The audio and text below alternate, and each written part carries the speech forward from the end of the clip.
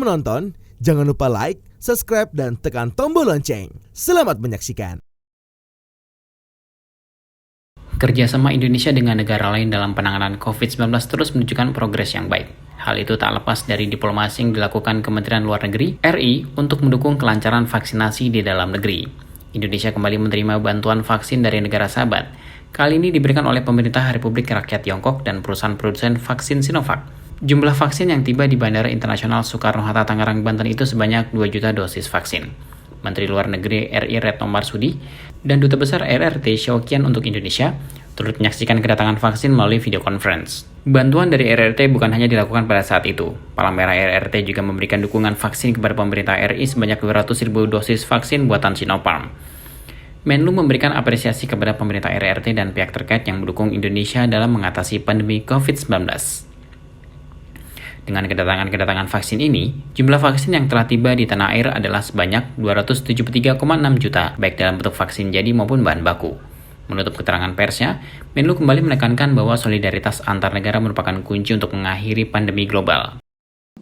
Presiden Republik Indonesia di dalam Global Summit to End COVID-19 Pandemic mengatakan, ketimpangan vaksin antara negara harus diatasi melalui COVAX Facility, kerjasama dose sharing, dan akses yang merata terhadap vaksin harus ditingkatkan. Presiden juga mengatakan politisasi dan nasionalisme vaksin harus diakhiri. Solidaritas dan kerjasama, menurut Presiden, merupakan kunci untuk dunia keluar dari pandemi. Pulih bersama. Di dalam pertemuan KTT mengenai COVID-19 yang diinisiasi oleh Presiden Biden, di mana Presiden hadir sebagai salah satu pembicara utama, ditujukan untuk menggalang dukungan dan melakukan rencana aksi yang nyata guna mewujudkan ketersediaan tambahan 7 miliar dosis vaksin pada akhir 2021 dan 7 miliar dosis berikutnya pada pertengahan 2022. Rekan-rekan media yang saya hormati, kerjasama adalah kunci.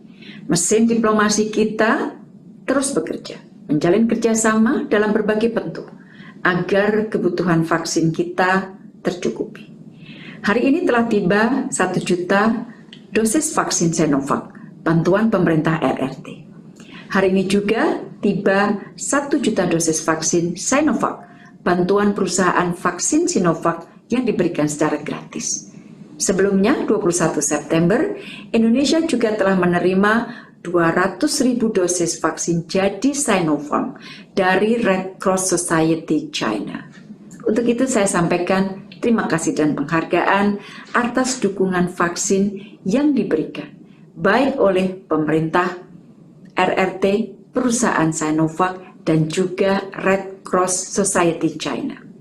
Dengan kedatangan vaksin ini, maka di titik kedatangan, sekali lagi di titik kedatangan, total vaksin yang telah tiba di Indonesia berjumlah 273.603.790 dosis. Baik dalam bentuk vaksin jadi maupun dalam bentuk vaksin curah. Pada kesempatan yang sama, Duta Besar RRT untuk Indonesia Xiaoqian mengatakan bahwa dukungan kali ini merupakan tambahan dukungan penanganan pandemi dari pemerintah RRT, menyusul donasi 120 ventilator, 400 generator oksigen, dan alat-alat kesehatan lainnya yang telah diberikan pada Agustus yang lalu. Xiaoqian menyampaikan bahwa sejak awal pandemi, China dan Indonesia telah saling mendukung upaya penanganan pandemi COVID-19 di masing-masing negara. The 1 million doses of Sinovac vaccines donated by the Chinese government have arrived in Indonesia and been delivered to the Indonesian government. This is a new effort made by the Chinese government to support Indonesia's fight against COVID-19, following the donation of 120 ventilators, 400 oxygen generators, and other relevant medical supplies to the Indonesian government last August. Chinese local governments, military, political parties, and companies also have provided or are providing various kinds of assistance to Indonesia. Under the strong leadership of President Joko Widodo and the joint efforts of the Indonesian people, China believes that the Indonesian people will defeat the pandemic at an early date and restore fast economic and social development. Since COVID-19 pandemic began, China and Indonesia have supported each other in fighting the disease. Vaccine cooperation has become a highlight in our bilateral relations. As of today, Sinovac and Sinopharm have exported 215 million doses of vaccines to Indonesia, accounting for nearly 20% of all vaccines exported by China in the same time period, and more than 80% of the total vaccines obtained by Indonesia. 5 Chinese vaccine companies have worked with Indonesia in research and development, procurement, filling, and production through 4 different technologies, including inactivation, recombinant protein, adenovirus vector, and mRNA vaccine.